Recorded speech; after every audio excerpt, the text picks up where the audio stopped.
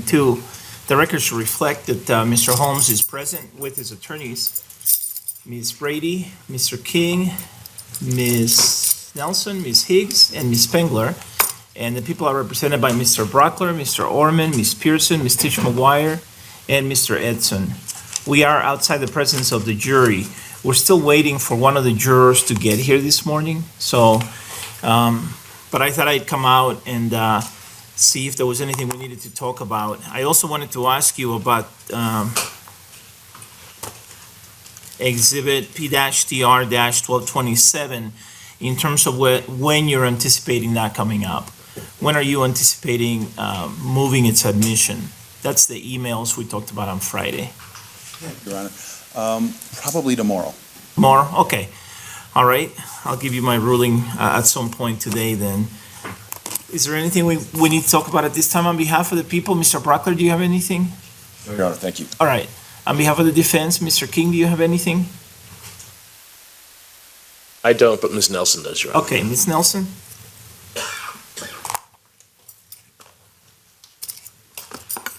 Thank you, Your Honor. In anticipation of Dr. Metzner's testimony this morning, I reviewed his report last night, and I confess it had been a while since I had done that, and certainly since the litigation that we had engaged in motion D-264A and the court's rulings in D-264A3. So I was reading his report with that lens or those rulings in mind last night, and I came across some specific statements that Mr. Holmes made to Dr. Metzner, that Dr. Metzner referenced in his report, that I wanted to bring to the court's attention and move to exclude. As the court knows, we previously moved to exclude all of Mr. Holmes' statements made to Dr. Metzner in motion D-187, based on the Fifth Amendment, Eighth Amendment, and other arguments that we made that were sort of offshoots of the constitutional arguments we had made about the statute before the NGRI plea had even been entered. But we didn't file, after the court denied that motion, we didn't file a motion detailing specific statements that we had objections to with respect to Dr. Metzner, primarily because we didn't have the same information that we had with Dr. Reed. We didn't have 22 hours of videotape or a transcript of specific statements that Mr. Holmes had made to Dr. Metzner. But now that we've been through all that with Dr. Reed, in reviewing Dr. Metzner's report, I wanted to bring some specific statements that we have some issues with to the court's attention, mainly to make sure that we're being consistent, and my goal in making this record is to be consistent with the objections that we raised in motion D-264A. We would object and move to exclude any testimony by Dr. Metzner about Mr. Holmes' statement referenced on page 4 of his report, in which Mr. Holmes tells Dr. Metzner he's a bad shot. That's similar to something that we exclude with respect to Dr. Reed in D-264A, and we would rely on all of the arguments that we made in that motion with respect to that statement. We also obviously are concerned and object to any statements made by Mr. Holmes to Dr. Metzner specifically about what occurred in the theater. There's some statements that are mentioned and referenced by Dr. Metzner that are similar to some of the statements that we identified in motion D-264A, including shooting at people running out of the theater, diverting the police to the apartment so that he could kill more people in the theater. Our position on those statements, as the court well knows, is that they violate the 5th, 6th, 8th, and 14th Amendments and their Colorado counterparts, and also violate or don't survive a 401-403 analysis because they're more probative of guilt than they are of sanity. As well, Dr. Metzner mentions Mr. Holmes' religious history on page 48. We made an objection to similar information elicited from Mr. Holmes by Dr. Reed in motion D-264A, so we would rely on all of the arguments that we made in D-264A with respect to those statements. And then there are actually 3 issues discussed in Dr. Metzner's report, including statements by Mr. Holmes on topics that the court has actually excluded. These topics involve redactions that were in fact made and granted by the court with respect to the statements that were made to Dr. Reed. Would the court consider allowing me to approach with counsel to discuss those with the court at the bench? I know that the jury's not present, but out of an abundance of caution, because we have media present, I'd prefer to do this at the bench. No, I think we should do it in open court. Very well. So there's a statement on page 50 in which Mr. Holmes informs Dr. Metzner, or Dr. Metzner quotes Mr. Holmes as stating that he continues to have chronic homicidal thinking, very similar to the homicidal thinking that has been present for most of his life. That statement is very similar to a statement that the court excluded from the videotape, or ordered redacted from the videotape of Dr. Reed's interview with Mr. Holmes. There's a statement about remorse on page 18. It's a response by Mr. Holmes to a question posed by Dr. Metzner about regrets about the shooting, in which he says yes and no. That's very similar to an exchange that was excluded from Dr. Reed's video. I think that was paragraph 60 of motion D264A. And then on page 9 of Dr. Metzner's report, there is a discussion, there was apparently a discussion between Dr. Metzner and Mr. Holmes about his invocation of his Miranda rights. Dr. Metzner states, after Mr. Holmes was arrested and during the initial interview by detectives, he was read his Miranda rights. Mr. Holmes requested an attorney because, quote, that's what you're supposed to do. So he knew he was in trouble because, quote, I shot a lot of people. So we would also move to exclude any statements consistent with the court's ruling in D264A3, any statements about the invocation of the Miranda warnings. And then finally, there was a statement on page 19 of Dr. Metzner's report that was similar to a statement that Mr. Holmes made to Dr. Reed, that Mr. Holmes is not concerned about the death penalty because, quote, there's no reason to live. We didn't move to exclude this from the videotape from Dr. Reed, frankly, because we missed it the first time, Your Honor. And but that obviously doesn't preclude us from objecting to it now. I think it would be cumulative, among other things, but I don't think this is relevant to sanity, and we would object under 401 and 403. So those are the specific statements that we have some concerns about with respect to Dr. Metzner, to the extent that we're aware of which statements Mr. Holmes made to Dr. Metzner, and to the extent that any of these are going to come up during Dr. Metzner's testimony. I wanted to bring them to the court's attention. Okay, thank you. Response? Mr. Brockler, you're going to respond? And I would add, Your Honor, I'm sorry, I brought this up with Mr. Orman this morning because Mr. Brockler was otherwise occupied, so I did give the prosecution a heads up. It was a bit last minute, but so was my discovery on these issues, so. All right. Mr. Brockler. Your Honor, I was handed a sticky moments before you took the bench that has a sort of a generalized list of what Ms. Nelson had told the court. I can't go into detail on all of them because I haven't had the opportunity to go through the report looking at these individual ones, but I am aware of the subject matter. And I think that the one that Ms. Nelson directed the court to about being a bad shot and all the statements about the theater, the court's previously ruled on those in relation to a specific objection or motion that the defense filed regarding Dr. Reed. Those same arguments that we made would apply, and I'd ask the court respectfully to rule as it had in Dr. Reed's video. The still having homicidal thoughts part, Your Honor, I mean, the issue of whether or not this delusion exists and is ongoing has been something that both sides have talked about. In fact, Mr. King even got out of Dr. Reed that he still believes today these things. And so I think it's not only relevant, but there can't be a prejudice to something that was addressed not only in that cross, but in opening. This goes to remorse. Mr. King had referenced that he regrets it. He referenced that his client regrets what he did. And now we have a forensic psychiatrist appointed by the state who factors that into his decision about whether this guy has the capacity to know right from wrong based on societal standards and morality, and I think that's part of it. The religion part, Your Honor, I was able to look that one up, and what it looks like is there's a reference to the defendant saying that he's agnostic, but then goes on to clarify that what he means by that is something very akin to moral relativism, which is you just believe whatever it is you want to believe. And so that would be how that factors in. As for the page 9 invocation of Miranda rights, Your Honor, I've already spoken in detail about that with Dr. Metzner. And I should put on the record that Dr. Metzner is present in the court. We asked him to be here to listen to these in case the court ruled in a certain way on statements, so he would be aware.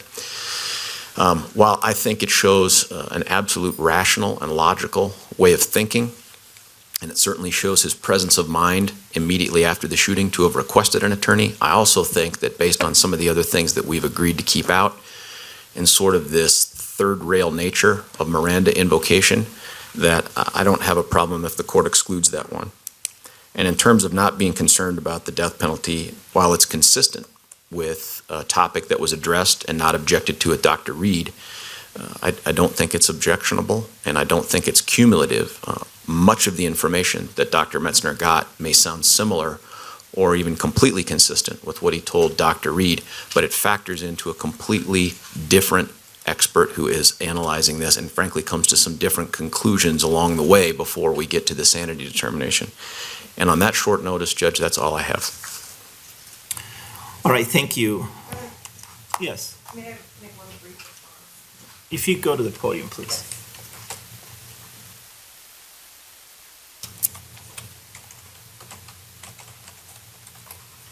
Yes.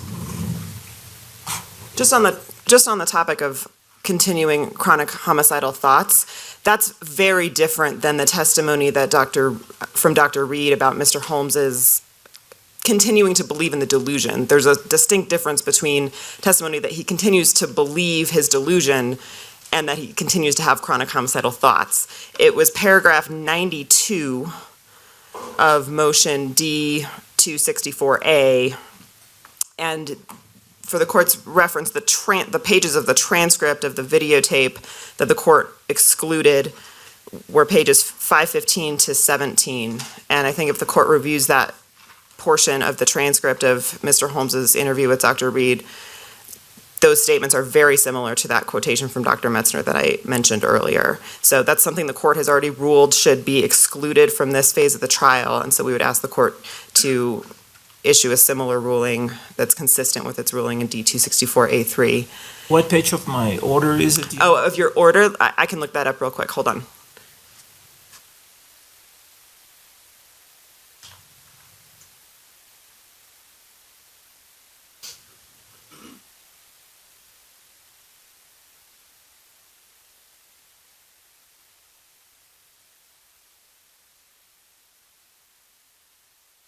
I apologize, Your Honor, if the court would just give me just a moment. I know that there were two different parts of the videotaped interviews that the court excluded on this basis. One of them is referenced on page 26 through 34 of the court's order. 26 to 34, you said? Yes, and then I think there's another one. Oh, yes. The one I was actually referring to, though, starts on page 40 of the court's order and continues to page 43. Okay, give me just a moment, please. Okay.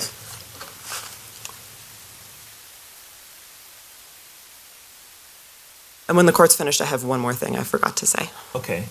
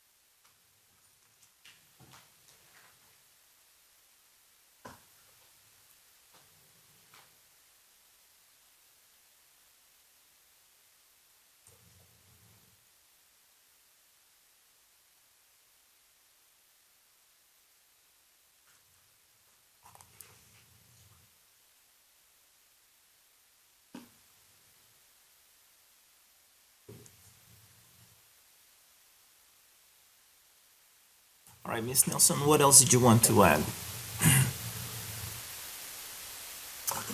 I don't think this is going to be an issue, but out of an abundance of caution, the court ruled in D-246 that Dr. Reed's testimony needed to be consistent with the Colorado Court of Appeals decision in People versus Herrera. Obviously, Dr. Metzner is familiar with the Colorado's insanity statute and the standards for assessing sanity in Colorado. But because D-246 pertains specifically to Dr. Reed and not Dr. Metzner, I just wanted to make a request or confirm that he's familiar with the court's order in D-246 and intends to frame his testimony in the terms consistent with the court's order on that motion. Yes, thank you. I brought this up on Friday at the end of the day, and the prosecution represented to me that they would talk to Dr. Reed and that they had shared with Dr. Metzner all of my orders that are relevant to his testimony. A couple of highlights include the one that Ms. Nelson just mentioned, that Dr. Metzner can testify about the defendant's capacity to distinguish right from wrong based on societal standards of morality, and whether the defendant lacked the capacity to form the culpable mental states required by the crimes charged. But he cannot testify that the defendant actually could distinguish between right and wrong, or that the defendant actually formed the culpable mental states. And so that's the difference. The difference is between capacity to do it and actually doing it. Whether the defendant actually distinguished right from wrong and whether the defendant actually formed the culpable mental states will be questions for the jury. And all the experts can talk about in the Colorado law is capacity. And so that ruling with respect to Dr. Reed applies equally with respect to Dr. Metzner. Additionally, Dr. Metzner cannot talk about the fact that I found his examination to be inadequate and incomplete, and therefore appointed a second examiner to conduct a sanity examination. So that whole topic must be avoided. There should be no mention at all of any of the court's findings with respect to the first examination. The fear is that the jury will hear what the court thinks about Dr. Metzner's evaluation, and that's what we're trying to avoid. So anything having to do with the court's credibility findings or the court's findings of the adequacy of Dr. Metzner's examination, all those topics should be avoided. And by the way, Ms. Nelson, I'm assuming the defense is not objecting to Dr. Metzner being called to testify about his examination by the prosecution on the basis that I found the examination to be inadequate. Is that correct? Yes. Okay. All right. Thank you. So these are a couple of the rulings that come to mind, but whatever other rulings I have issued that apply to Dr. Metzner's testimony must be complied with and must be followed. In terms of the objections that were raised, or the motion to exclude that was raised earlier this morning, it would have been nice to have this raised earlier. We had a lot of litigation in this case, a ton of pretrial litigation. I have ruled on hundreds of motions. I think the defense was up to about 300 or close to 300 motions. The prosecution filed more than 100. I've issued hundreds of orders in this case. I've made thousands of rulings in this case. And during the 2 years before the trial, more than 2 years before the trial, this should have been raised. Raising it on the morning before Dr. Metzner takes the stand makes it difficult on the court. Dr. Metzner wrote, I think, a 69-page report, including, I think, some of the actually, that may not have included the attachments. I can't remember now, but I remember that it was a very lengthy report he submitted. And there's no way that on the morning of trial, minutes before he takes the stand, I can go and review that again. I've reviewed it in the past, but I can't take the time to do that now. I can't take the time now to review my order that I issued with respect to Dr. Reed, Order D-264, small a, 3. That's a lengthy order, over 50 pages long. I've reviewed it a few times. I reviewed it recently, but had I known that this motion to exclude was going to be made, I would have taken the time to go through it again. I would have taken the time to go through the transcript of Dr. Reed's interview again. Even if it had been raised on Friday, it would have given me a little time to do some of that, but it's being raised on the morning of the testimony, minutes before Dr. Metzner takes the stand. Dr. Metzner is here actually in the courtroom, just waiting to take the witness stand. And so it's untimely in that sense. It's not untimely in the sense that Dr. Metzner has not testified yet, but I haven't heard of the reason why this wasn't raised earlier in a timely fashion. So that's the first thing. The second thing, in terms of the merits of the request, I'm going to be consistent with my previous rulings with respect to Dr. Reed, and I'm going to try to do my best to be consistent. Again, given the short time that the defense has given me, and given the fact that I don't have time right now to review all these things that I mentioned a moment ago. There were a few things, or maybe more than a few things, there were some things that I ordered redacted with respect to Dr. Reed's examination of the defendant at the defendant's request, in an abundance of caution under Rule 403. And with respect to some of them, I could have allowed them, and I specifically found that they were probative and that they were relevant and admissible under Rules 401 and 402. But in an abundance of caution, I kept them out under Rule 403. And some of these things could have been allowed also just to show the type of evaluation that Dr. Reed conducted, not for and not for any other purpose, but for that purpose itself. But in the end, I concluded that there was certain information that I thought I needed to redact in an abundance of caution, and so I ordered that. And I'm going to try to be consistent here. But I want to make sure that I think as my order shows, and I'm referring to my order D-264 small a-3, these were close calls for me. And this, I was, again, in ordering redactions,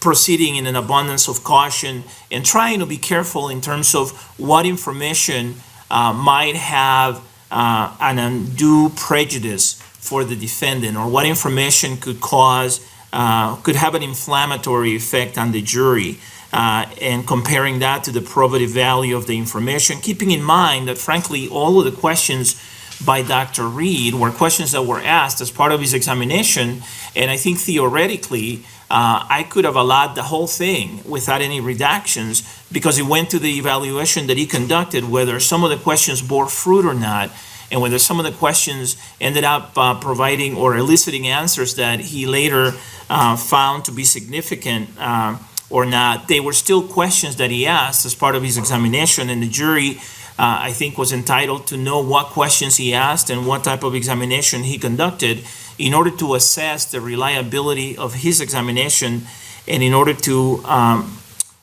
evaluate his opinions. With that being said, the first request is to the defendant's statement that he's a bad shot.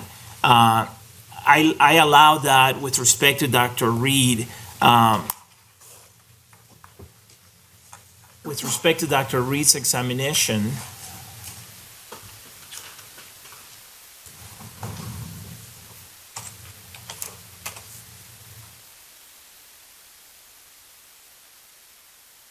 there was an exchange with Dr. Reed about the defendant not getting better. I think the question was, did you get to be a better shot from the beginning to the end? And the defendant responded, no, I stayed a terrible shot. And then he chuckled at that point, and then Dr. Reed asked, stayed a terrible shot? Okay. So that was the exchange that was in question in motion D-264 small a-3.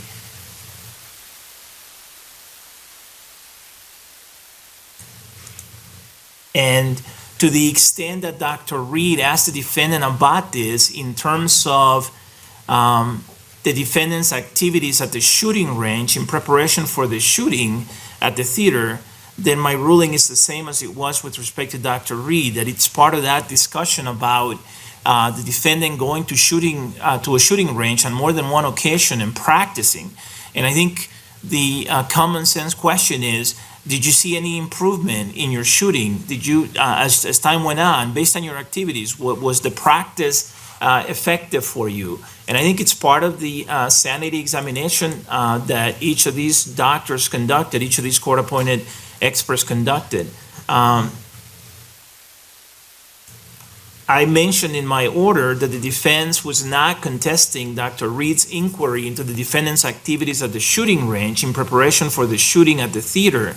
Instead, the defense was arguing that the defendant's current perception as to whether his aim improved after practicing at the shooting range was irrelevant to his mental state at the time of the crime's charge and was not relied upon by Dr. Reed in his report. And the prosecution responded that the discussion in question was relevant to the defendant's thought process about the crime that he would later commit, the amount of time, the planning, and the preparation that he was putting into it, and that these things are by extension directly related to sanity, to the issue of sanity. And I agreed with the prosecution and therefore denied the request. Same ruling applies here. Now, Dr. Metzner shouldn't just go out of his way to say that. I'm allowing it to the extent that this was part of his examination and that he felt it was something important to inquire about, and then he can explain why he asked about that, or he can explain what significance this had and his opinions. That's how I treated the objection with respect to Dr. Reed, and I'm treating it the same way here. So this isn't an opportunity to gratuitously add, oh, the defendant said that his shot never improved. There has to be some reason for it. And so to the extent Dr. Metzner asked about this because he felt it was an important question to pose to the defendant as part of his examination, and or to the extent that the defendant's answer is of significance in some way to Dr. Metzner's opinions, then I'm allowing it. Number two is the defendant's statement about what occurred inside the theater, and this is objected to on constitutional grounds and also on evidentiary grounds. I plan to give the jury the same limiting instruction that I gave the jury with respect to Dr. Reed, and if Ms. Nelson wishes, I could expand it even further. She said that some of this testimony is more probative of guilt than it is of sanity. If you want, I can explain to the jury when I mention that this evidence, and when I say this evidence, I'm referring to Dr. Metzner's testimony and the defendant's statements to him, is only being admitted for the limited purpose of considering the issues raised by the plea of not guilty by reason of insanity. I can not only explain what I've explained before to the jury, which is that issues related to the plea of not guilty by reason of insanity refer to the capacity to distinguish right from wrong and the capacity to form the culpable mental state, or the culpable mental states that are elements of the crime's charge. But I can add to that I've mentioned to the jury before that each crime charge has elements, and one of those elements is sanity. And so this testimony only goes to that one element of sanity. It doesn't go to any of the other elements. The jury has heard me talk about elements. I talked to them about that in individual voir dire, in general voir dire, and then right before opening statements once we had a jury selected already. So they know about elements. I've explained that concept to them. I specifically told them what elements there are for each type of crime charge in this case. And so if Ms. Nelson, if you would like, I'll give you an opportunity to request that type of instruction. I'm happy to expand on that if you wish. But having said that, I will allow it. These are the defendant's statements in a sanity evaluation are, in my view, among the most important portions of that evaluation. I don't see how an expert can conduct a sanity evaluation without asking the defendant about the crimes charged and what he was thinking as the crimes charged took place or allegedly took place. Nor do I think that an expert can offer expert opinions about sanity without getting into what the defendant said about the crimes charged. To me, this is necessary for an expert to be able to opine on sanity. So the objection is overruled. Number 3 is the defendant's religious history. And Mr. Brockler said that after the defendant says that he's agnostic, that he then clarified that he was referring to moral relativism.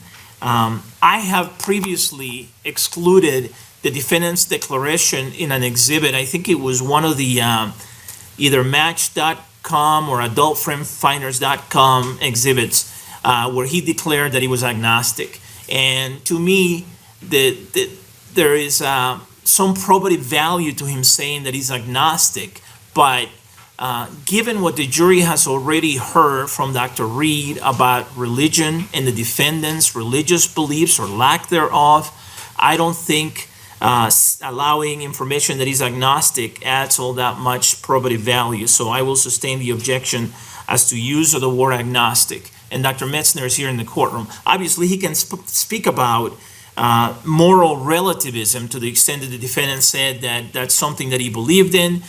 He can speak about other things related to religion. I allowed the videotaped interview Dr. Reed did to include some discussion of religion. There was a lot of discussion of religion, but never anything where the defendant just said, I am agnostic. I think the defendant talked to Dr. Reed about how when he was younger, he went to church with his parents. His parents used to have to bribe him, as he put it, to go to Taco Bell afterwards to get him to go to church. His mother was particularly religious, but his father wasn't really into it, and he himself was never really into it. That kind of thing. I think that kind of discussion is okay, but saying that he was agnostic, given the rest of the evidence that has already been introduced and the rest of the discussion on religion that may be introduced, I think is unnecessary and has little probative value. And I'm concerned that someone on the jury who is particularly religious may find that to be upsetting, or may find that to be something that has an inflammatory effect. And so I am keeping it out under Rule 403. Under number 4 in my list, the next thing I have is the request to exclude the statement by the defendant to Dr. Metzner, in which he says that he continues to have chronic homicidal thinking. And I looked up my order on Dr. Reed, again, order D-264, small a-3, and Ms. Nelson pointed me to page 40.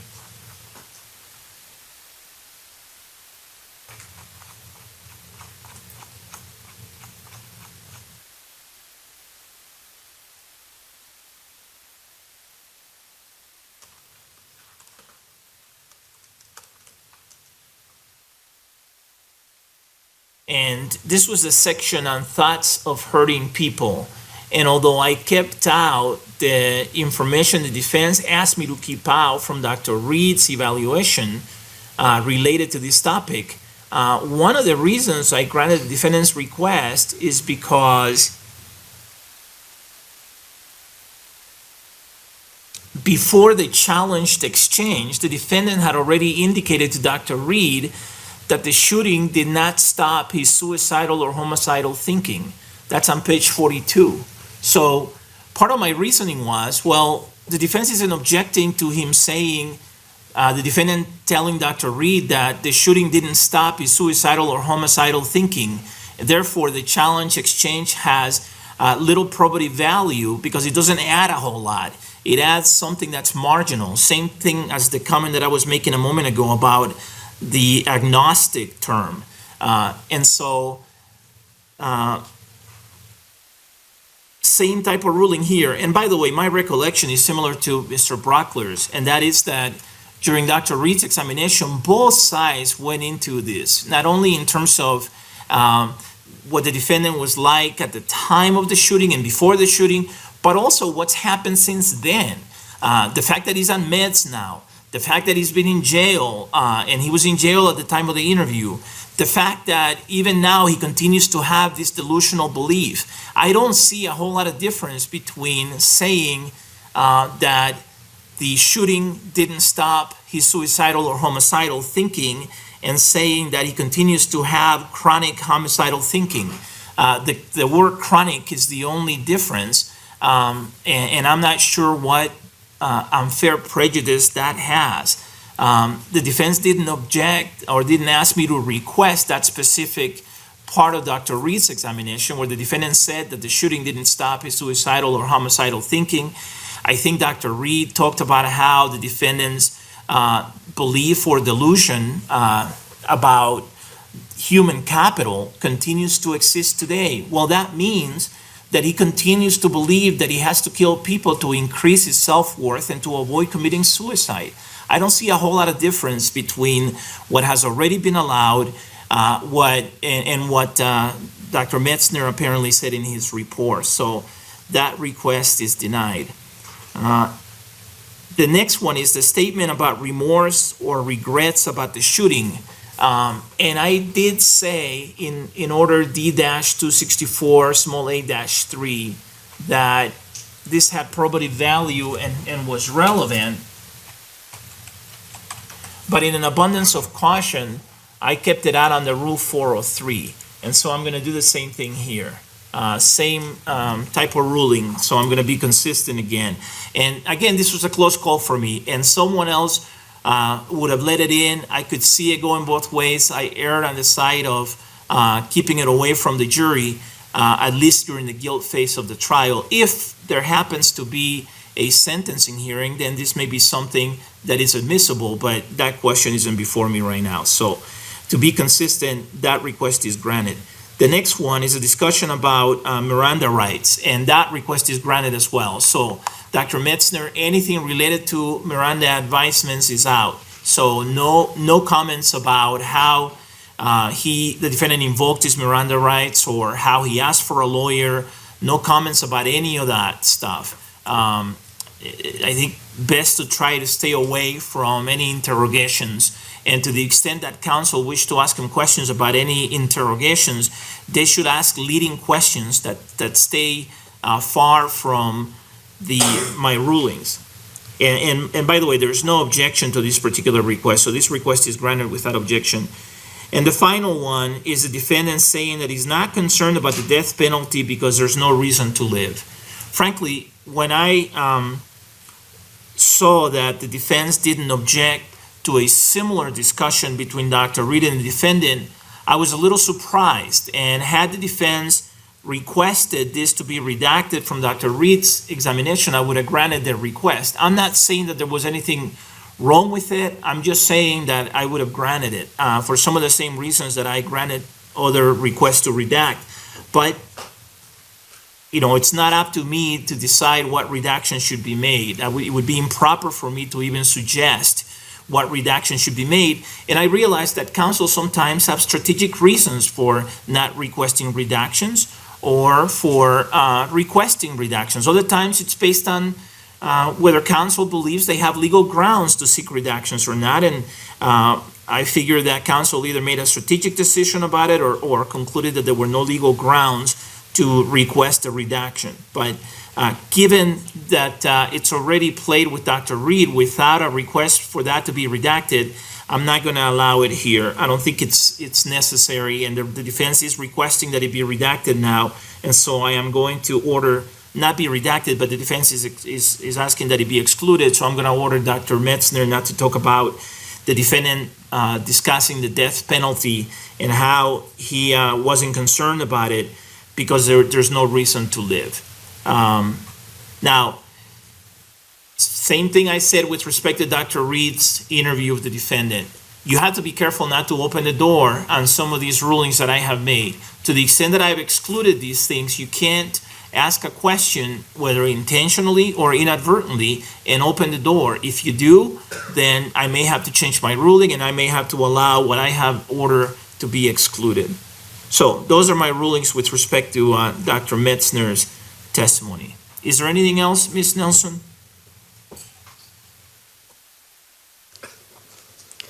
Not at this time, Your Honor. All right, thank you. Is there anything else from the people? No, Your Honor, thank you. Do we have all the jurors here now? Yes. Okay, the jurors are all here. So with that, then, let's go ahead and bring the jury in.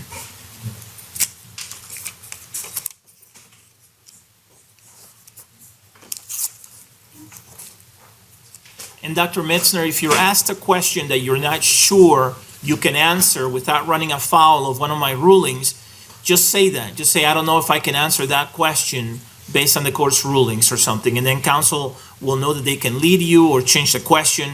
If we need to take a break, we will. If we need to have a bench conference, we will. And we'll go that route, okay? Thank you. All right.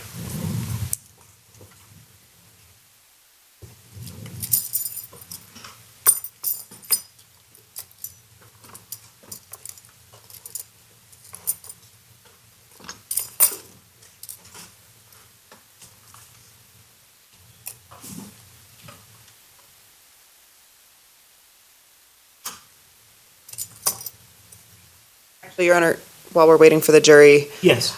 with respect to the limiting instruction, the expansion on the limiting instruction the court proposed, without waiving any of our objections and maintaining our position that a limiting instruction is insufficient to cure the constitutional issues, we would respectfully request that the court give the limiting instruction as expanded and proposed by the court. Okay, I will. And I'll tell them that this applies the same to Dr. Reed's testimony.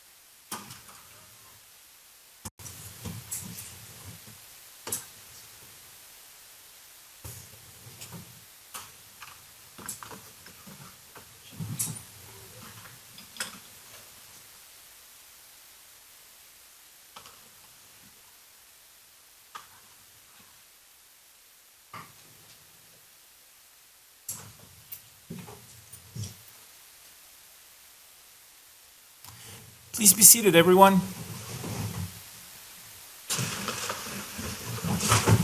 Good morning, members of the jury. How was your weekend? Good, great, okay, I'm glad. We had good weather for the most part. It seems like it rains every day or every other day, but for the most part, we had good weather. Thanks for coming back. Thanks for your patience this morning. As I have mentioned before, there are times when the lawyers and I have to talk outside your presence about administrative or scheduling or legal issues. And so we do it, and I appreciate your patience. Thank you for being as patient as you are. All right, with that then, Mr. Brockler, you may proceed by calling your next witness. Thank you, Your Honor. The people called Dr. Jeffrey Metzner.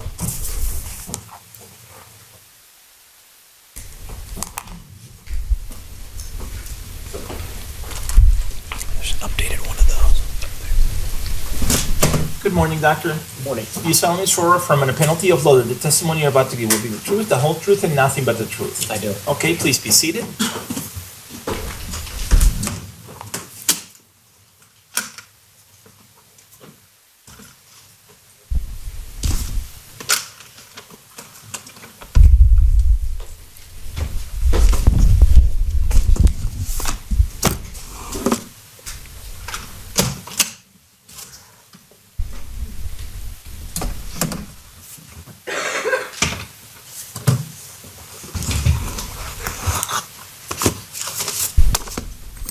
Could you please tell us your full name for the record and spell your first, middle, and last names? Jeffrey Lee Metzner, JeffreyLeeMetzner. Mr. Brockler, you may proceed with your direct examination. Thank you, Your Actually, Honor. before you do, Yes, sir. Yes, sir. I'm going to give the jury a limiting instruction. Members of the jury, the court has admitted the testimony of Dr. Metzner only for a limited purpose. You may consider this testimony only as to the issues raised by the defendant's plea of not guilty by reason of insanity. You shall not consider this evidence for any other purpose. As I have mentioned to you before, when I say or when I refer to the issues raised by the defendant's plea of not guilty by reason of insanity, I mean issues related to two questions. Number one, whether the defendant was so diseased or defective in mind at the time of the commission of the act as to be incapable of distinguishing right from wrong with respect to that act. And the word wrong there refers to moral wrong as measured by societal standards of morality.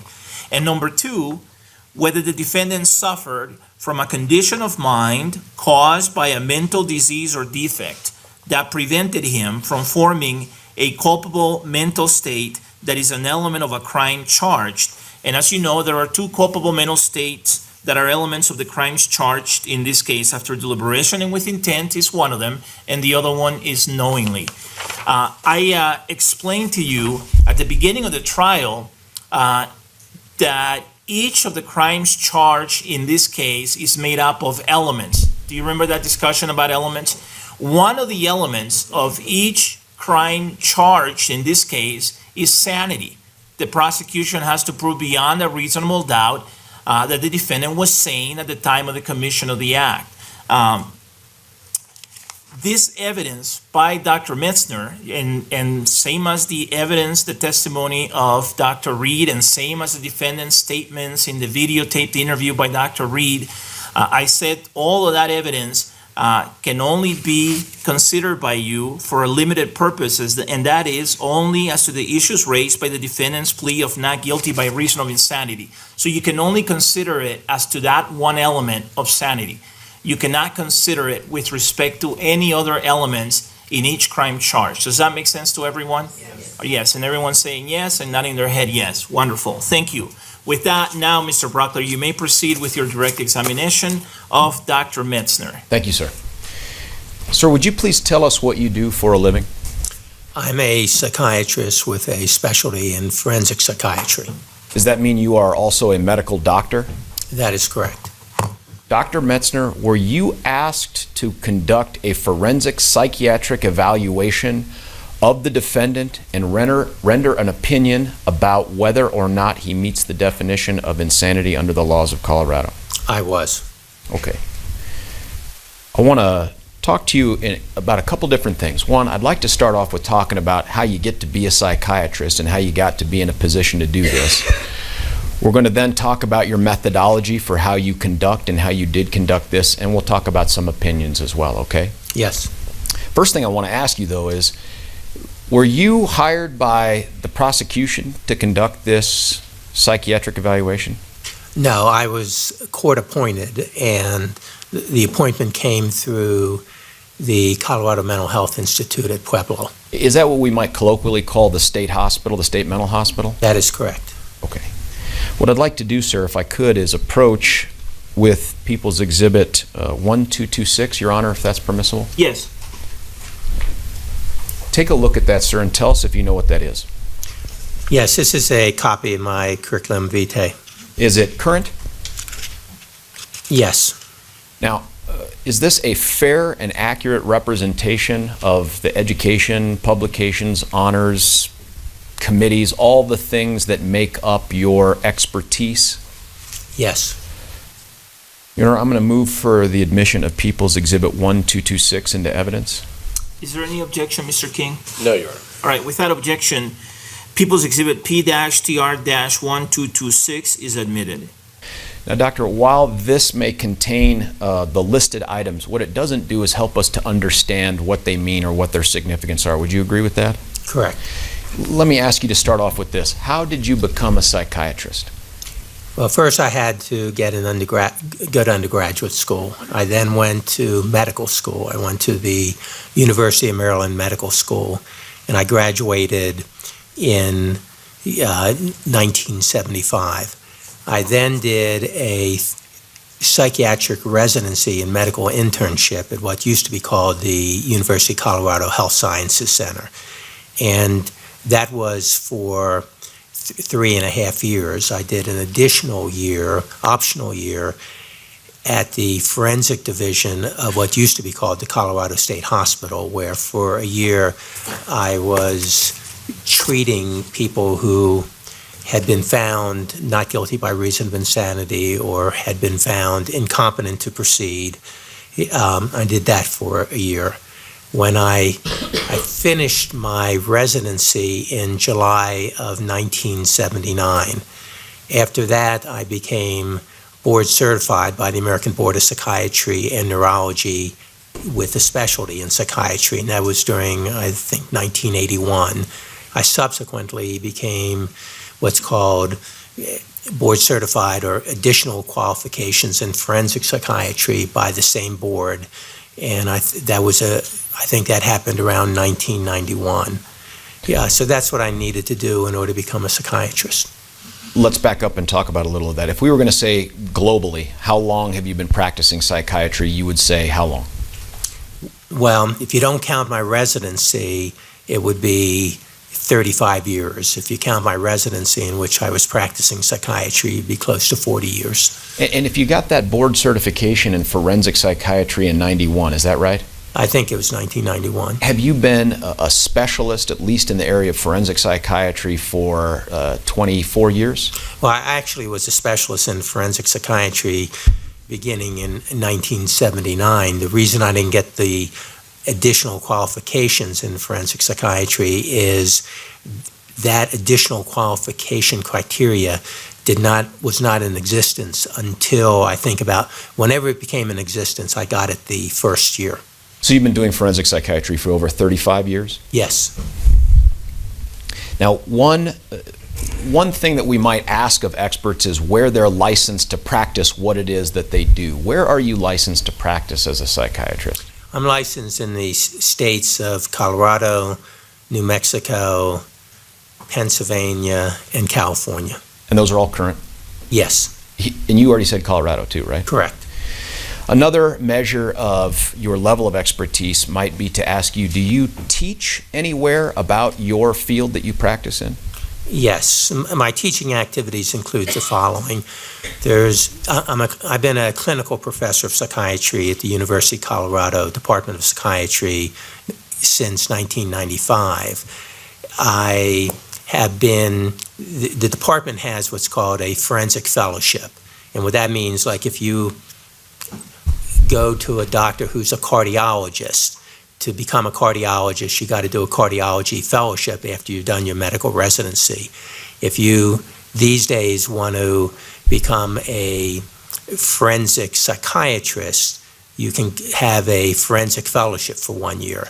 I've been the associate director of the forensic fellowship at the University of Colorado since its inception, which I think's been since about 1985. I've also, in the past, I don't do it too much now, teach residents in psychiatry. I also have been a visiting professor at the Yale School of Medicine, Department of Psychiatry, been a visiting professor at the University of Hawaii. I've been a visiting professor at the University of Massachusetts.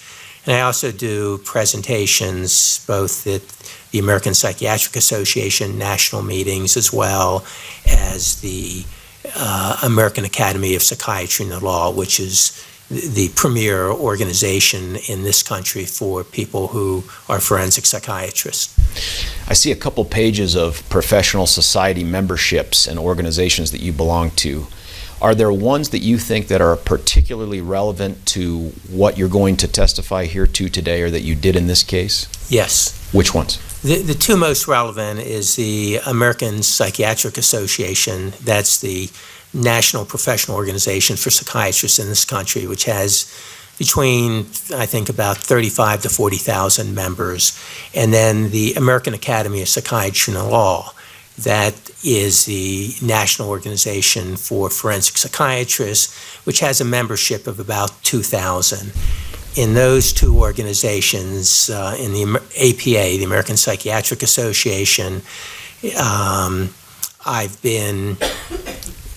I was chair and a member of what's called the Council on Psychiatry and Law, and that's the committee that deals with forensic issues nationally.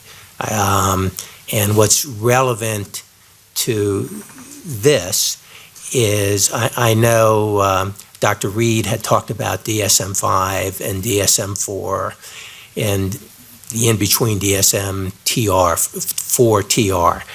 When DSM-4 and the subsequent DSM-4TR, before they were finally approved, I was one of the many advisors to DSM-4 to look specifically at forensic issues throughout the text. So, for example, I understand that the jury has heard about what's known as the forensic caveat in DSM-5. The forensic caveat in DSM-5 is the slide that you saw, which basically said care should be used in interpreting DSM-5 for legal purposes, because this is a clinical textbook, not a legal textbook. Well, part of that caveat is I was one of many people, for example, who reviewed in DSM-4 the chapter on schizophrenia to make sure that it wasn't going to include text that wasn't consistent with the caveat that be careful about how it's used legally. Within the American Academy of Psychiatry and the Law, I think it was about, I'm losing, well, I'll tell you exactly.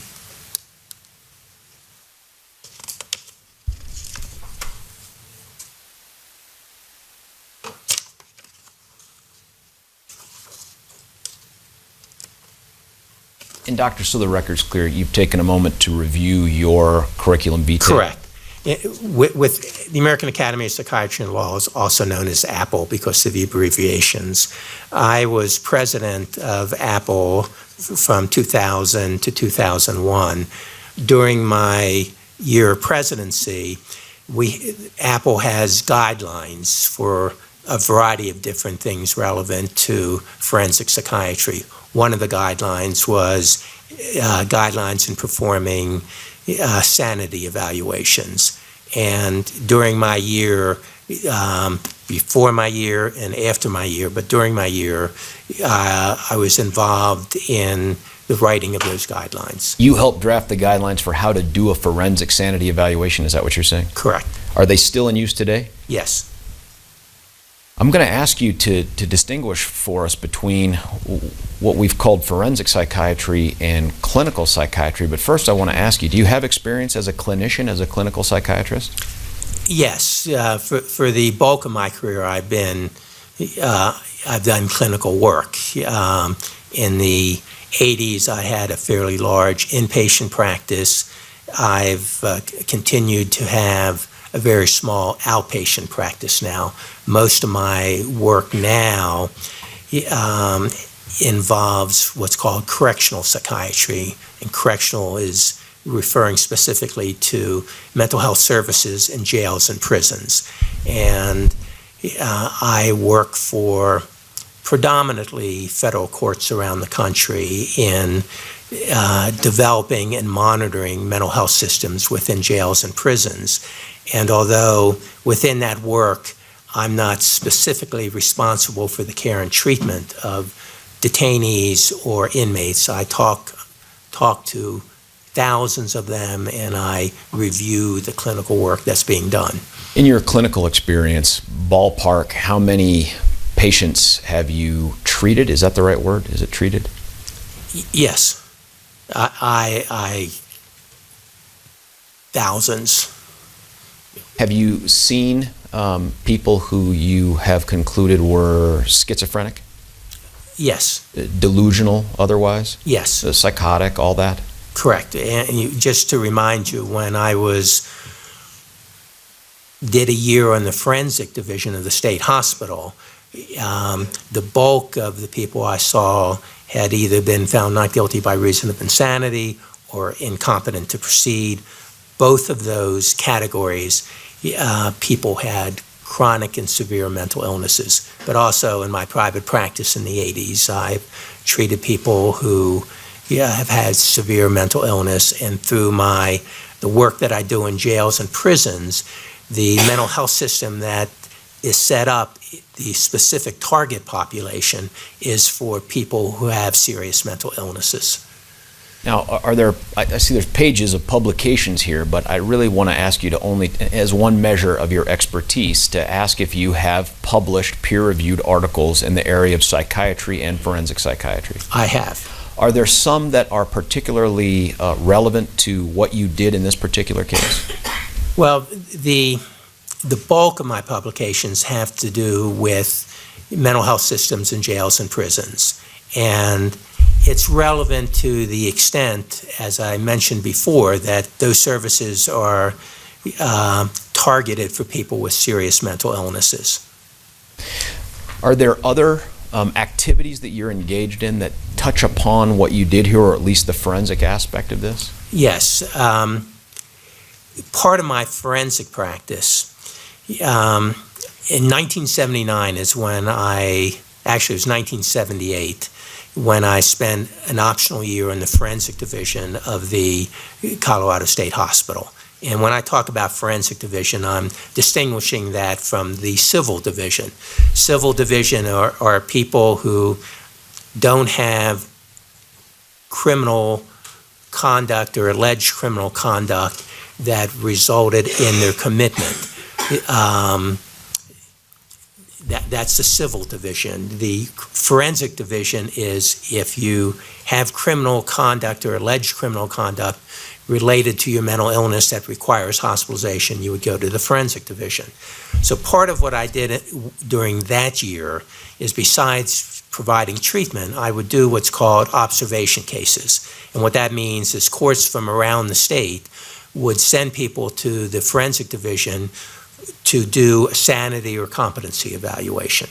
And so I did many of them during that year, but once I finished that year and finished my residency, I have consulted to the state hospital ever since that time, generally on a monthly basis. During the 1980s, most of my consultation was doing sanity evaluations or competency evaluations. And between doing that down at the court, down at the hospital, and in Denver, part of my private practice involved doing sanity and competency evaluations that were either court-ordered or were at the request of defendants or were at the request of the prosecution. And so I've done hundreds of sanity and competency evaluations, which obviously have some relevance to being able to do this kind of sanity evaluation. The bulk of those, if not all those sanity evaluations, are applying Colorado state law about sanity to what you were doing? All of them. When I talk about doing hundreds, I'm talking about in the state of Colorado.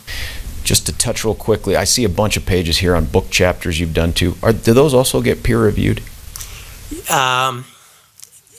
Book chapters get peer-reviewed, but not with the same intensity as journal chapters. Okay. Have you received honors in your field for what you do? Ones that you think are particularly highlightable? Yes, I have. I've received national honors by the American Psychiatric Association, by the American Academy of Psychiatry and Law, and by the National Commission on Correctional Health Care. And most of those honors have focused on my work within correctional psychiatry. Now, you've talked about doing hundreds of sanity evaluations. Have you ever been recognized as an expert in a court in the areas of psychiatry and forensic psychiatry? I have. How many times? I've lost count, many times, well over 50. And in courts other than just Colorado state courts? Yes, I've been, I'm trying to think what states, California, New Mexico,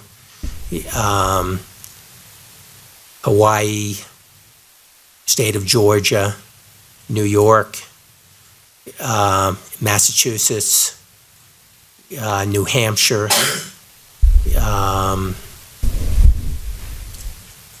They're the ones that come immediately to mind. In addition to state courts, federal as well? Yes, and the other states that I mentioned, they were all federal courts. The other state court is South Carolina.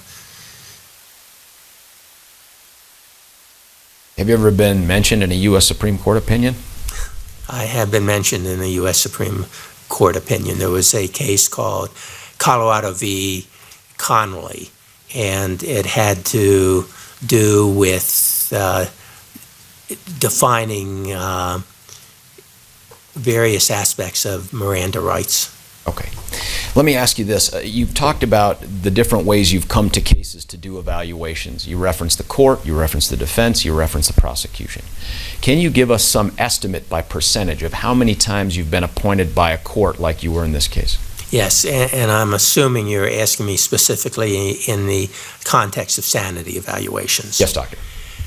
With insanity evaluations, well over half of my examinations have been requested by the court. And I think if you look at the remaining, whether it's 40%, I think it's pretty equally divided between between defendants and DAs. And you may go in one jurisdiction where the DAs send me a lot of cases, and then go in another jurisdiction where the public defenders send me. But it's been primarily court appointments. Have you found and testified that criminal defendants were insane under Colorado's laws based on your forensic evaluations of them? Objection, relevance. Overruled. I have. And you've also testified, I'm sorry to catch you in mid-drink. You've also testified that when appropriate, they've been sane. Correct. Leading. Overruled. It's a follow-up to the last question. Correct. Your Honor, at this point, I'm going to offer Dr. Jeffrey Messner as an expert in the areas of psychiatry and forensic psychiatry. Do you have any objection? I do not. Without objection and pursuant to Rule 702 of the Colorado Rules of Evidence and the decision in People versus Shrek, 22 Pacific 3rd 68, Colorado 2001, the court qualifies Dr. Metzner as an expert witness in the fields of psychiatry and forensic psychiatry. That means, members of the jury, that he now has been qualified to render expert opinions. Let me give you in the fields that I mentioned, let me give you the instruction that I've given you in the past with respect to expert witnesses. You're not bound by the testimony of a witness who testifies as an expert. The credibility of an expert's testimony is to be considered as that of any other witness. You may believe all of an expert witness's testimony, part of it or none of it. The weight that you give the testimony of an expert is entirely your decision. All right, with that, you may proceed. Thank you, Your Honor. Doctor, I promised you I was going to ask you this. Now we're here. Tell us what the distinction is to be made between general clinical psychiatry and forensic psychiatry. Well, it's a different approach. When you're doing general clinical psychiatry, you have someone most of the time who's coming to you because they recognize a problem and they want to get help. And I say most of the time because sometimes you get people who are brought in by family or court ordered because they're having problems but they don't recognize the problem. And so one of the goals that a treating clinician would have is to establish what's called a therapeutic relationship with the patient, and they're a patient, and you have a doctor-patient relationship in which the assumption is, if I'm the treating doctor, I'm here to help you, and the other assumption is that what you're telling me is accurate because you want to get help. And my ethical duty is to do what's in your best interest. That's a clinician, whether it's a psychiatrist or a psychologist or other mental health clinician. A forensic psychiatrist in the context, and I'm going to make it in the context of doing a sanity evaluation, Yes, sir. because there's other contexts. In the context of doing a sanity evaluation, it is not a doctor-patient relationship. That the person I'm evaluating, I am not their doctor. And it's very important ethically to make it clear during the examination that I'm not your doctor, because I'm going to be addressing some legal questions. In my opinion, may or may not be in your best interest from your perspective. And your approach is very different. In doing a sanity evaluation, for example, it's extremely important to have face-to-face interviews with the person that you're evaluating to ask relevant questions. But you don't stop there. You got to get as much information from other sources to help not only structure your interview, but also to help determine the reliability of the information that you're getting from that person. So is there a different approach in terms of preparation to how you conduct the sanity evaluations for a forensic setting versus how you would deal with a patient on a clinical level? Yes. So, for example, when I see someone from a clinical perspective, I may have only had a brief phone contact with them to get a very general idea of why they're coming to see me. And then I don't know anything about them in general until they show up.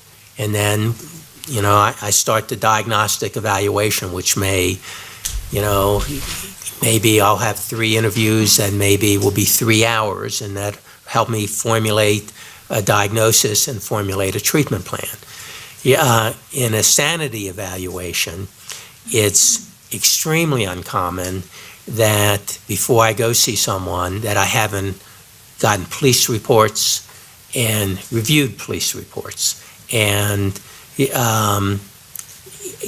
had past medical records, past psychiatric records before I even start the examination to help me prepare to structure my interview to highlight some questions.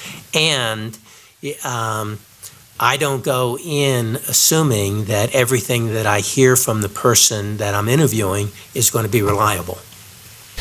Let's talk about that. Now, did you generate a 69-page report that covers what you did and your opinions in this case? It was actually a 128-page report. It All was right. 69 pages of a summary of my examination, and then I had appendices that were relevant to my examination, that some of which I relied on. Okay, let's then start talking about methodology here. Do you remember when you were appointed to conduct the sanity examination of the defendant in this case? I think that the appointment occurred in April of 2013, is my memory. Tell us what you did and how you went about doing it leading up to ultimately the decision to interview the defendant and assess him face to face. Well, the first thing I did is reviewed the court order to make sure I was clear on what I was being asked to do. That's a great place to start then. Tell us what your understanding of, from the aspect of determining sanity under the laws of Colorado, what it was you were tasked with finding. What's the standard for sanity? The standard for sanity, as I understand it, is there's multiple prongs to the sanity statute.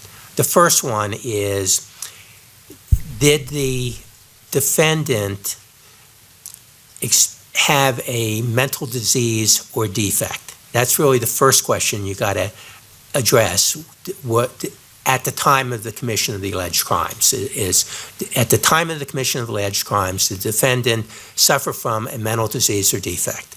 And then the statute gives you some guidelines about what mental disease or defect means. And rather than paraphrase, I want to be very accurate on it. Would you tell us, Doctor, if you're going to read something, just make sure you tell us on the record what Okay, that is. I'm reading from CRS Section 16.8-101.5, which is the applicable sanity test. And so the sanity statute gives you guidelines about what mental disease or defect includes. And it says it includes only those severely abnormal mental conditions that grossly and demonstrably impair a person's perception or understanding of reality, and that are not attributable to the voluntary ingestion of alcohol or any other psychoactive substance, but does not include an abnormality manifested by only repeated criminal or otherwise antisocial conduct. So to translate that, and I'm in sorry to English- interrupt, is this the standard then that you went into this evaluation with? Yes. Okay. And then to translate that into English, what it basically means is, in clinical terms, a mental disease or defect generally means that someone had a serious mental disorder. And it excludes what's called an antisocial personality disorder. It also excludes an abnormal mental condition that was caused by the ingestion of alcohol or illicit drugs. Okay.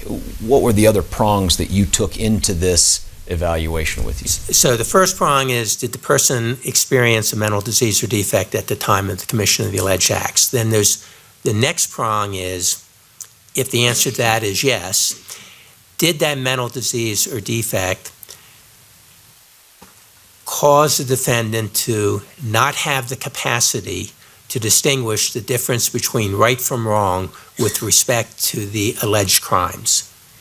And that, the capacity to distinguish the difference between right from wrong, there's two prongs of that. There is right from wrong from a legal perspective, meaning did... May we approach, please?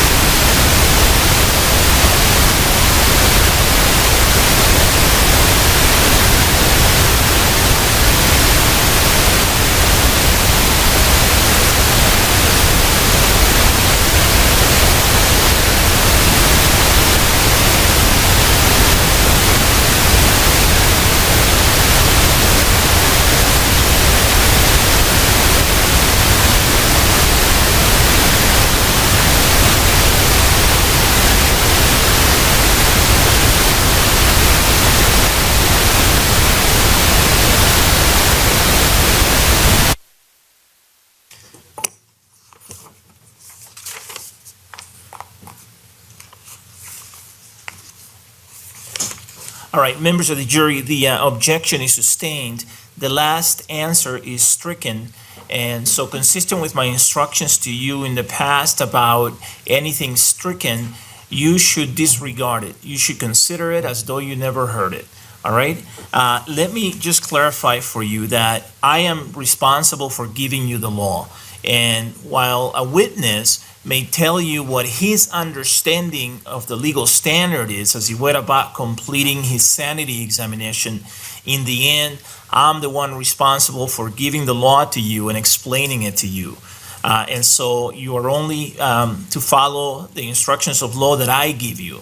I'm the one who does that. That's my responsibility.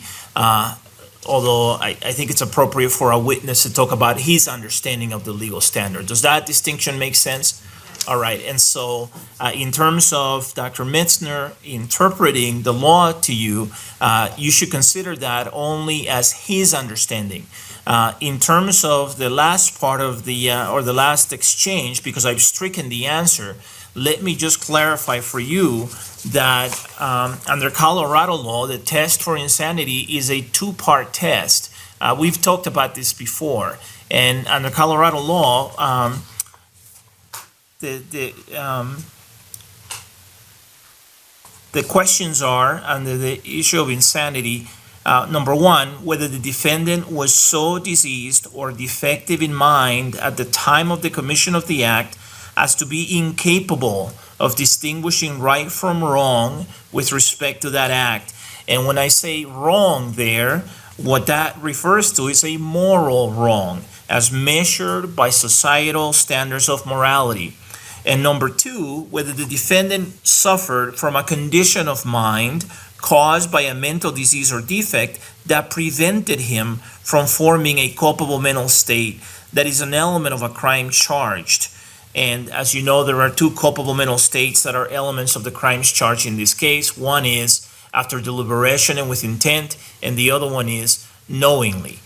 So that's the legal standard, and because the prosecution has the burden of proof with respect to each and every element of a crime, of each crime charged, it's the prosecution that has to prove beyond a reasonable doubt that the defendant was not insane at the time of the commission of the act. And that means that the prosecution has to prove both. Number one, that the defendant was not so diseased or defective in mind at the time of the commission of the act as to be incapable of distinguishing right from wrong with respect to that act. And number two, that the defendant did not suffer from a condition of mind caused by a mental disease or defect that prevented him from forming a culpable mental state that is an element of a crime charge. They have to prove both of those prongs beyond a reasonable doubt. Everybody understand that? Okay. And when I say they, I'm referring to the people. All right. With that explanation, Mr. Brockler, you may proceed. Thank you. Doctor, let me do a better job of asking you the question in terms of what your understanding was. And we just went through it with the judge, but was it your understanding that as you went into this evaluation, you were determining whether or not the defendant on the 19th and 20th of July had the capacity to wrong based on societal standards and morality? Yes. And then in addition, determining whether or not, in your opinion, that the defendant in 2012 had the capacity to form the intent to murder after he deliberated on it and to act knowingly with regards to his criminal conduct? Correct. Mr. Brockler, you may have forgotten to turn your mic on. Redo it? No, that's okay. We all heard you. There you go. All right.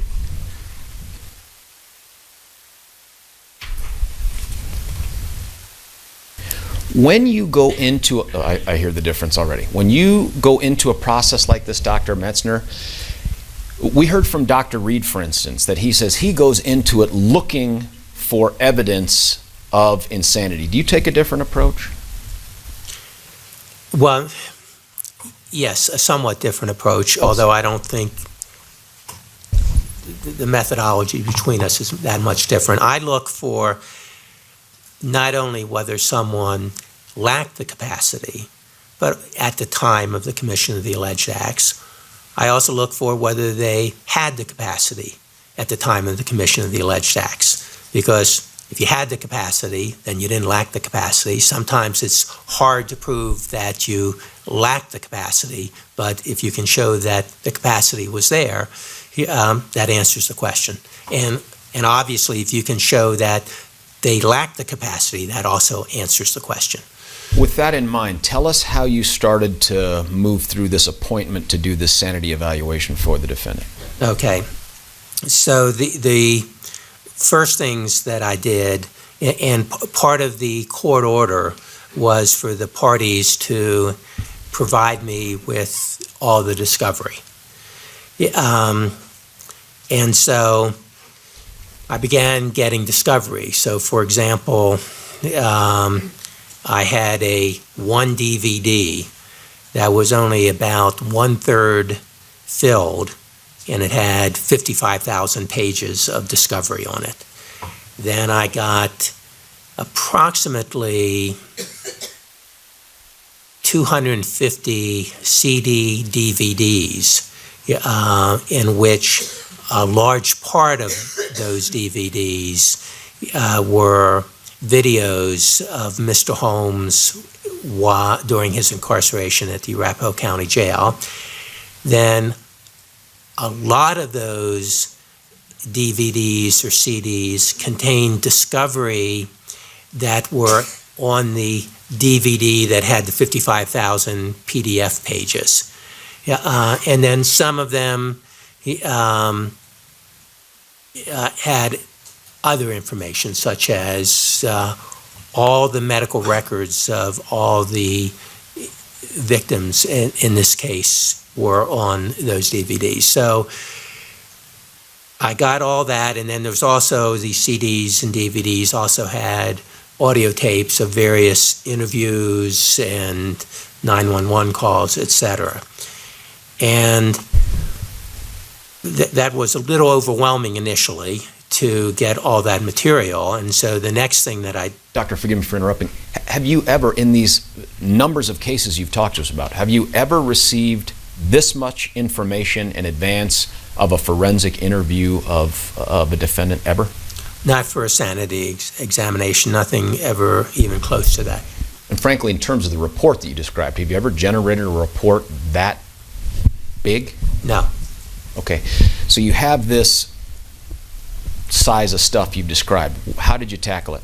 So what I then next did is I contacted both the public defender's office, the attorneys, public defenders, and the district attorneys, and said I would like to meet with them to talk about the discovery, talk about from their perspectives what are the key issues. So I did that next. I happened to meet with the DAs first because the DAs called me back first. And so I met with the district attorneys, and one of the more useful documents I initially got was a transcript of the preliminary hearing, and which gave me a pretty good summary of the events. And then I asked both the DAs and I also asked the public defenders to highlight for me in this discovery things that I should be sure not to miss, and to hear from what their concerns are. And when I say concerns, what's favorable from their perspective, what's not favorable from their perspective. So I would have that in my mind in preparation for my evaluation. You did not just rely upon what attorneys told you to do in terms of what to look at, right? That's quite correct. And then, and included in this massive discovery was past healthcare records, and not just past healthcare records, and I know the jury's heard some of this, interviews from the graduate school applications, interviews with school teachers in college and in elementary school. And I then also compiled a list of any mental health clinician who had, at the time prior to my seeing Mr. Holmes, had either treated or evaluated Mr. Holmes.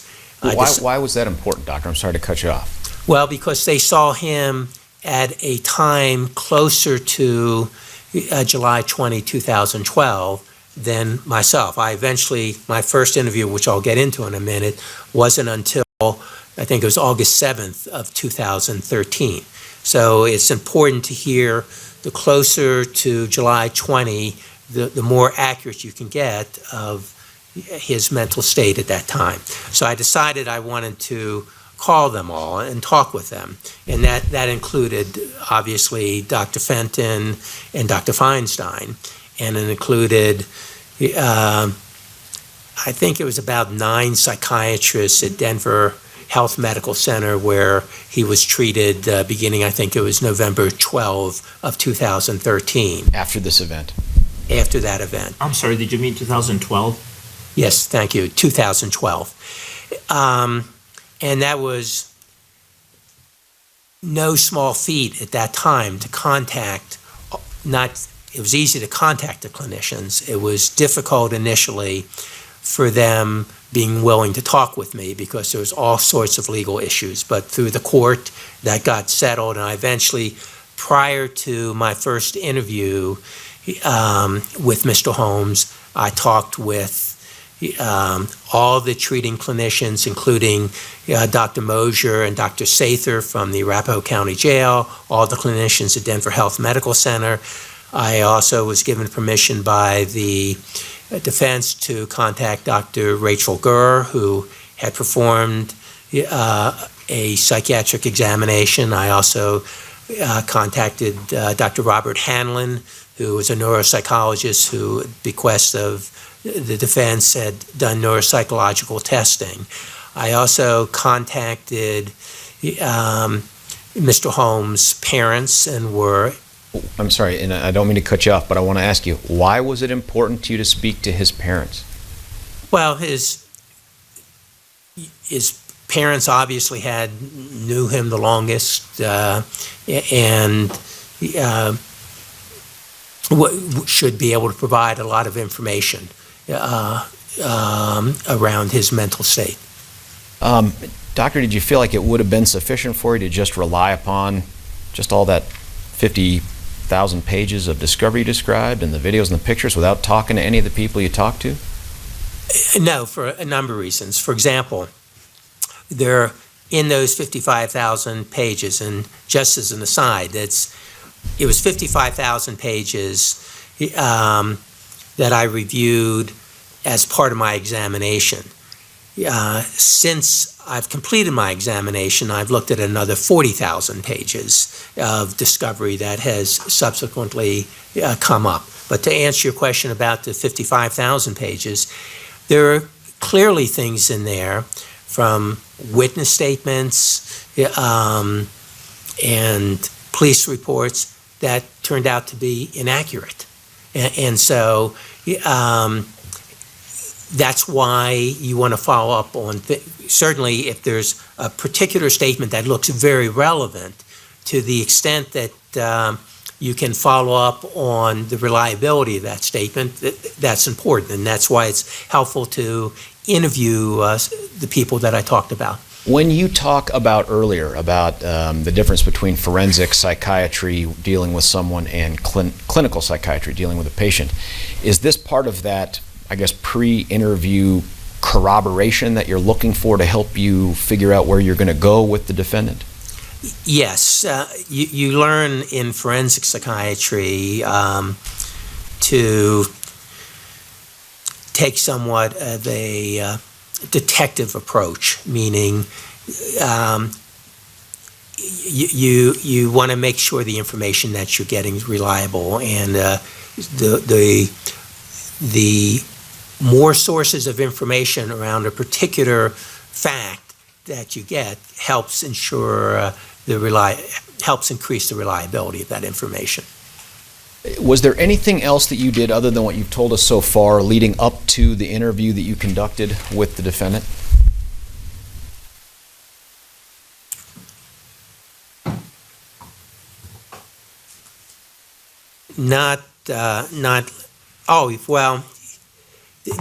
I just want to highlight in the discovery And I know that the jury has been exposed to what's been referred to the notebook. For lack of a better word, the journal that Mr. Holmes kept between June and July of 2012. I found that to be a very important piece of information that helped structured my approach to the interview and turned out, in my mind, to be a very important component of my eventual opinions. How much time did you spend in terms of hours, and I'm not looking for precision here, Doctor, preparing for the interviews that you conducted with the defendant in August of 2013? Over 100 hours. Now, how many times did you go see the defendant to interview him? I saw Mr. Holmes, I think it's 5 times. Let me just... And again, you're referring, sir, to either a report? I'm looking at my report, and it was 4 times. It was August 8, 9, 10, 17 of 2013, and I met with him at the Colorado State Hospital, and I met with him for a total of 25.5 hours. In terms of deciding how you would do this, the number of days, the amount of time, did you give yourself a cutoff like, hey, when I reach 25 hours, that's it, I'm done? Or did you say, this is going to go as long as I need it to go? This was going to go as long as it needed to go. Did you feel like you were being rushed in any way? Did you cut any corners that you can think of? Well, I didn't cut any corners. I felt there was a court order that this is when it should be done by, and I'm aware, working with other courts, that if you need an extension, you can get an extension. But I was also aware that there'd been a lot of extensions, and I felt some internal pressure to do this within the time limits that was asked by the court. But that didn't result in me cutting corners or not doing something that I should have done. And that 25 and a half hours that you talked about, did you feel like that was a full and fair opportunity to conduct the forensic examination you wanted to conduct to the defendant? Yes. Okay. Let's talk about a couple things. You talked about where it was. What I want to ask you about is it your practice in your normal not doing sanity evaluation practice to videotape your interviews with either clients or people that you are doing sanity evaluations for? Okay. It is not my practice. I'll talk specifically about sanity evaluations because clinical evaluations, I would never videotape a clinical evaluation. It has not been my practice to videotape sanity evaluations for a number of reasons, and they include the following. On my computer, I have voice software, which enables me to dictate notes while I'm doing an examination. And it's been extremely hard. Most sanity evaluations that I've done is not at the state hospital, but going to a jail. And it's extremely hard to get any kind of recording device into a jail because they have security reasons for not wanting recording devices in, let alone bringing video cameras and recordings into the jail. And even if you could do that, most jails don't have, logistically, it's not possible to do. You got to make extreme exceptions to get the right room and the right time and all that. Not to mention, it doubles the cost of doing an examination. And I'm not talking about this court, but other courts, you want to be reasonable in what your costs are. So it's never been my practice to videotape sanity evaluations. On this particular evaluation, I determined that to the extent possible, I want to use my usual technique in how I do sanity evaluations, and I don't want to do something that I'm not familiar with. And the other reason I haven't done videotaping is I've had too much experience with technical problems where where you videotape something and it turns out you have the video, but you don't have the sound. And so I determined I wasn't going to do a videotaped examination. It sounds like it was important to you to continue to do what you'd been doing for risk of not putting out your best product. Correct. All right. Talk to us a little bit, though, about how you talked about this voice recognition software. How do you make sure that you're getting down the notes that you need from the defendant without, messing up the evaluation, I guess? So here's my style when I do any kind of forensic evaluation, whether it's a civil evaluation or a sanity evaluation. I've developed over time my own shorthand in which I can read my notes pretty well, certainly for the first 24 hours.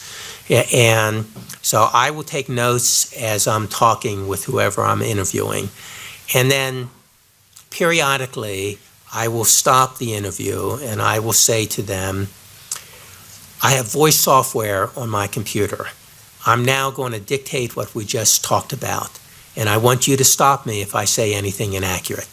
So I'll go to my computer and I will use my notes to dictate what we just talked about. And what frequently happens, it's not uncommon for someone to say, I didn't say that, or that's not accurate, and so I'll correct it. It's more common that they don't say that, but they want to expand on something, that I will say something, they want to give me more information. So I'll allow them to give me more information. And so what I do two kinds of things when I'm preparing a report. From this dictation is how I will subsequently do my report. And I now have notes that I can read very clearly, that 3 years from now I can still read very clearly. What I don't put in my report from this dictated notes, I keep those notes so they still may have relevance, and it's much easier to read, and it's legible a year later or 3 years later. So that's how I do in my interview, and that style works for me. If you talk to forensic psychiatrists, you'll hear all different kinds of styles. You heard Dr. Reed's style where he videotapes and doesn't take notes. And then there's other people who take handwritten notes and does the report after the evaluation, after the interview. I just find it's more efficient for me and more accurate if I do it the way that I just described. I wanted to ask you, I'm sorry to go backwards on you. You talked about the notebook. You talked about speaking with Drs. Fenton and Feinstein at length. How about, was it important for you, and we'll get into why later, but was it important for you to consider the Google chats or G chats between the defendant and his now ex-girlfriend? Yes. When you later asked me about why, in my opinion, Mr. Holmes had a delusional belief, it's very strong evidence for me came from the March 25th Gmail chat and the first couple pages of his notebook. But in addition to that, both his notebook and his Gmail chat had significance in my ultimate opinion about whether he met the legal criteria for sanity. How about the texts with the other girl later in the year from his graduate That school? was equally important in determining my opinion around his capacity. Did you end up formulating questions or approaches with the defendant during this examination to address the issues brought up in each of those conversations? I did. Your Honor, I ask logistically, before we move into this next topic, does the court anticipate wanting to take a break now? Yes, I do. This is a good breaking point. Thank you. Members of the jury, it's almost 10:30, so let's go ahead and take our morning break. Please make sure that you follow all the advisements I've been giving you with respect to your conduct when you're not in the courtroom. Enjoy the break. I'll see you back here in about 20. Thank you.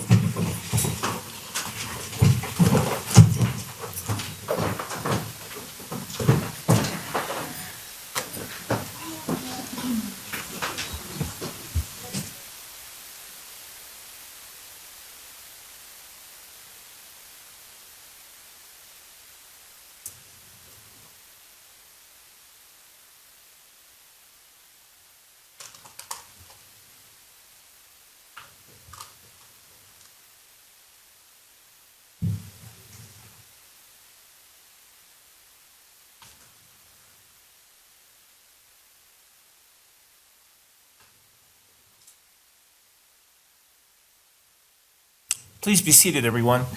The record should reflect that the jury has exited the courtroom. And doctor, you may go on break if you wish. Let me just supplement briefly a couple of the rulings I made earlier. The first one is with respect to the reference to bad shot.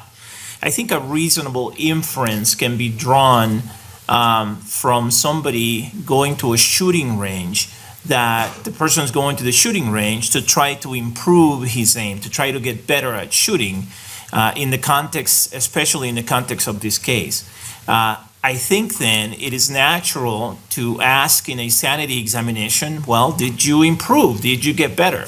There are different ways to answer that question. One way is, I don't know, I wasn't paying attention to that. Another way is, no, I didn't get better. I remained a bad shot. That implies that the person is paying attention to whether there was any improvement or not. And I think that's probative of thought process, it's probative of mental state, it's probative of what the person was doing in terms of going to these shooting ranges, and what the purpose was, what the intent was, what the plan was, if you will. And when I say intent there in that form, I don't mean, I'm referring to what his intention was in terms of going to the shooting range. What was he trying to accomplish, and then how that relates to the larger, or the goal in the larger scheme of things. And then finally, with respect to homicidal thoughts, I thought more about Dr. Reed's testimony. Again, I think that this is relevant to diagnosis. It is probative of what diagnosis is made. It is probative of what mental illness the defendant may suffer from. My recollection from Dr. Reed's testimony is that there are certain mental illnesses that don't have a cure, and that you can try to provide medications to help in some regard, but they don't cure anything. And so whether someone is having homicidal thoughts now, or continues to have homicidal thoughts now, I think is probative of what diagnosis a doctor may make with respect to that person. So even though we're talking about now, the present, I think it has probative value, a lot of probative value in terms of mental state or possible mental illness back in July. And again, my recollection as I thought more about this is that both sides have asked questions along the lines of the present time, and whether this is the human capital belief remains. And I've allowed those questions. Nobody has objected, and I think those questions are quite appropriate because I think they're probative of mental state at the time of the shooting, and I think they're probative of on the issue of sanity and the culpable mental state elements required by the crimes charged. So, all right, with that, let's take our break. I'll see you in 20. The court will be in recess. Thank you.